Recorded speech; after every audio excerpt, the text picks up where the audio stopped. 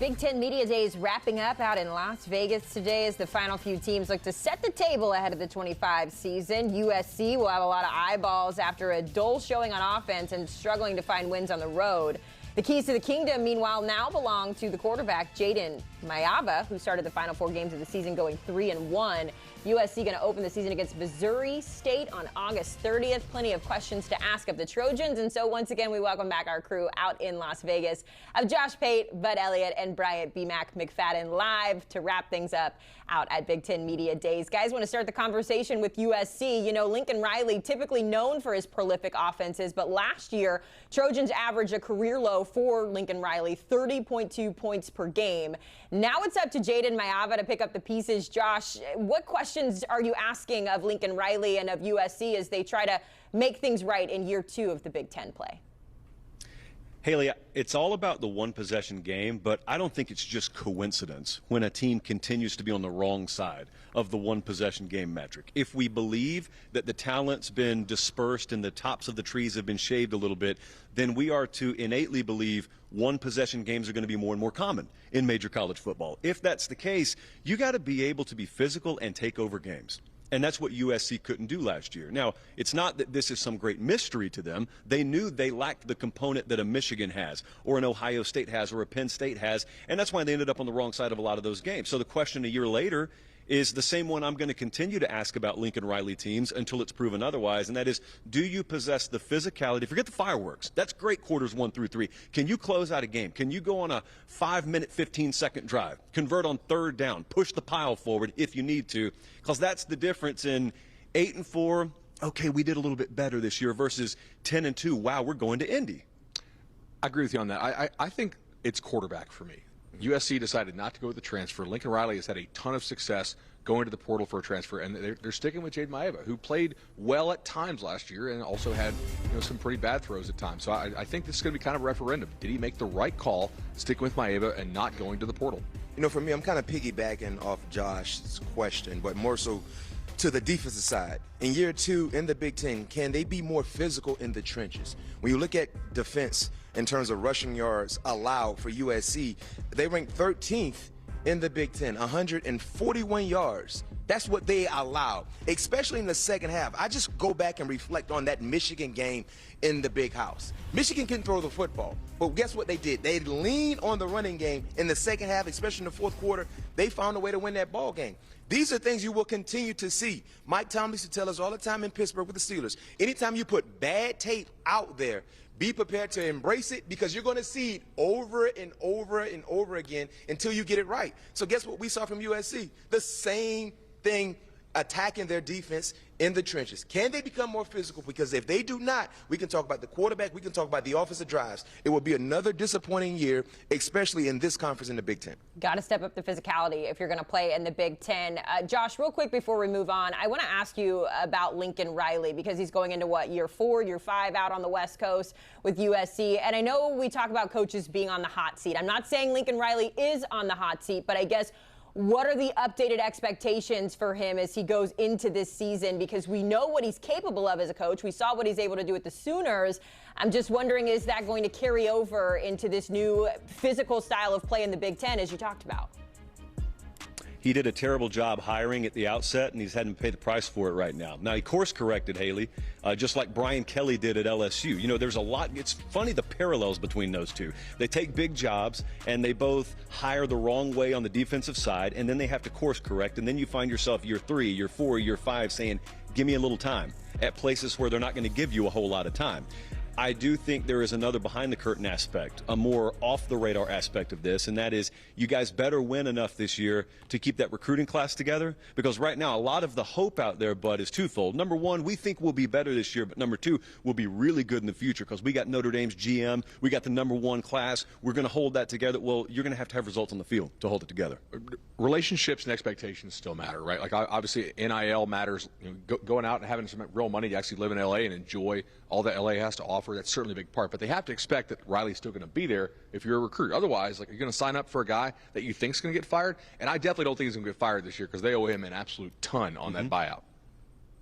Definitely not speculating there, just curious what the expectations are, because we know in the Big Ten there's a lot of heavy hitters, there's a lot at the top, so Lincoln Riley going to have to make some adjustments going into 2025. Let's talk about UCLA next. They had their first losing season since the COVID year last year, so DeShaun Foster and the crew placing their faith in the most talked about quarterback this offseason, the transfer Nico Iamaleava. I mean, I feel like, Bud, there's so many questions when it comes to the quarterback spot, but just UCLA in general here. What questions are you asking when it comes to the Bruins? Yeah, Haley, I actually have a lot of confidence this offense is going to come together. I know these two will probably talk about that. I'm really worried about the pass rush, though. When I did summer school on Cover 3, I came away thinking, ooh, like, who is going to rush the passer here? And they play a lot of teams, even though it's in the Big Ten, who can really chuck the ball around pretty well. So for me, if you get that lead, because the offense actually is finally clicking, can you play from ahead and actually shut that thing down? And like you see on screen here, lost top 11 tacklers on defense, lose every starter in secondary, 35 outgoing transfers, lost almost everybody who could rush the passer worth a damn. So that is a bit of an issue, guys. We are going to probably see an offense that has to score some points. I think I might have some eligibility. I can go play in the secondary. You play 11 at a time, right? Yeah, Okay. you do play 11 at a time. It's going to be tough. And talking about defense, I know Josh's going to talk more about the quarterback. I'm trending to the rushing attack, or the lack thereof, in 2024. Usually when your head coach used to play a position, usually that position group is pretty good. DeShaun Foster used to play running backs. He used to be a running back. Look at how bad they were a year ago. Look at these numbers. Now, mind you, viewers, there's only 134 FBS teams in college football, right? Right? I'm right? 136 now. 136. 134, right. All right. So look where they ranked a year ago. Like, only 4 rushing touchdowns a year ago. 4. You mean tell me you don't have a tush push? What was your favorite? I don't know. You didn't have a tush push? You couldn't tush push 3 more? So if you're DeShaun Foster and you used to play running back, and you cannot be that bad again in terms of running the football, because yes, you have a better quarterback into your system, but he will only do so much if you cannot run the football. A very, very feeble attack a year ago. We need to see improvements, and you cannot be in the bottom half of FBS ranks in terms of rushing if you have any aspirations of winning ball games. They could be greatly improved and stay in the bottom half. Facts. Yeah. And that's the sad part about it. So you're telling me they couldn't run the ball last year. You're telling me they may not be able to play good defense this year. I'm looking at Nico Iamaleava, and not only is he transferring in there, you're probably having him transfer in there and then single-handedly asking him to win games for you. You may be going into games thinking to yourself, we're going to need 38. We're going to need 40 today to win. And there were prolonged periods of offensive ineptitude at Tennessee last year when he was getting his legs under him, and they won because of defense. So I know about the former billing, and I know about the tools and whatnot, but to this point, Nico Iamaleava hasn't put together and stringed together games the likes of which you expected out of high school. Now he's going to have to do it with a worse supporting cast and more pressure on his shoulders. I do think Foster got a whole lot better as a coach last year. I mean, I remember texting our guys on Cover 3 watching that UCLA-Hawaii game to open the year. I'm like, dudes, they ran out 9 men on punt team. Like, what are we doing? Like, this might be an absolute disaster. And they did it again, and I was like, oh, shoot. But they got so – 9? I mean, 10 happens. 9 is – I'm trying to be optimistic. But no, he got so much better. Like, they cleaned things up. They were much more competitive in games down the stretch. I think he did a really, really good job hiring his staff.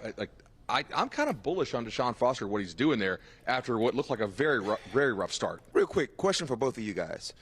At the end of the season, will Nico have buyer's remorse in terms of leaving Tennessee and going to UCLA? If he's going to have it at the end of the season, I think he already has it now. But I think he's probably happy with the decision.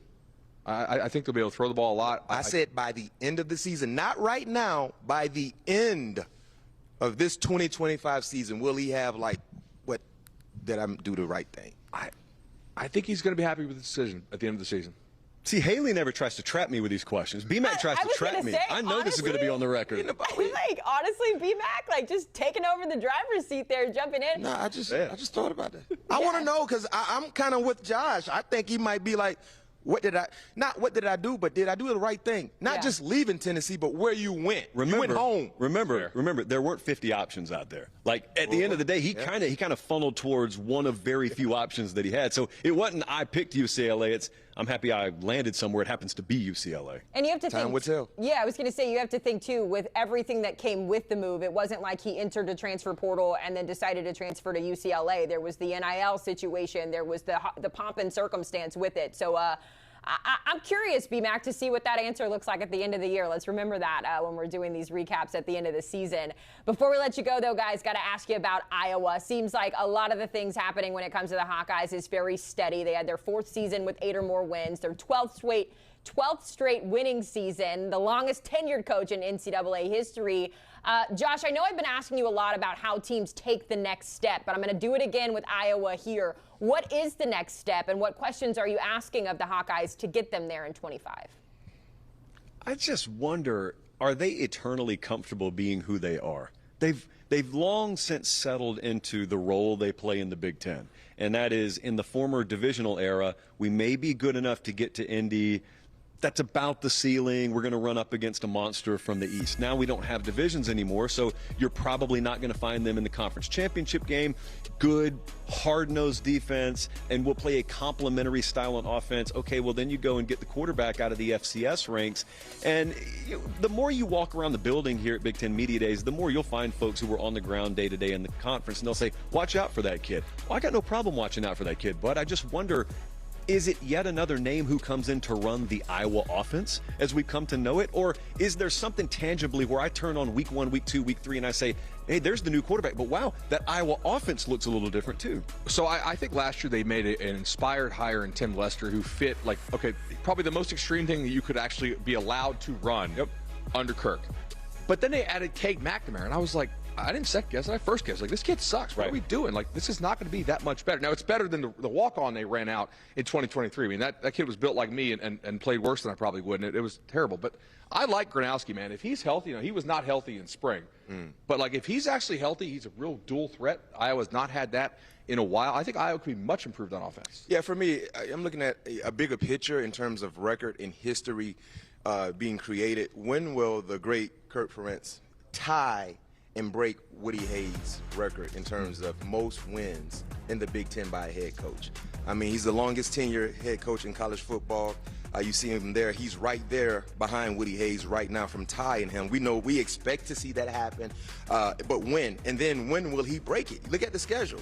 I mean, we can see that being done by, September 6th. You know what I mean? Albany should be a chalk. Regardless of what you think about their offense, they're going to play defense and they're going to win. Iowa State could be that one question mark. We don't know. But one would think by Rutgers, that record would be his.